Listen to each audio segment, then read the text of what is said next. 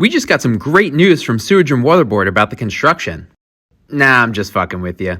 What they actually said is that this is definitely going to be closed during Mardi Gras, even though they previously said that they were working on removing the fencing and temporarily paving these blocks for Mardi Gras. But it's not nearly far enough along yet, so they are not, in fact, going to be doing that.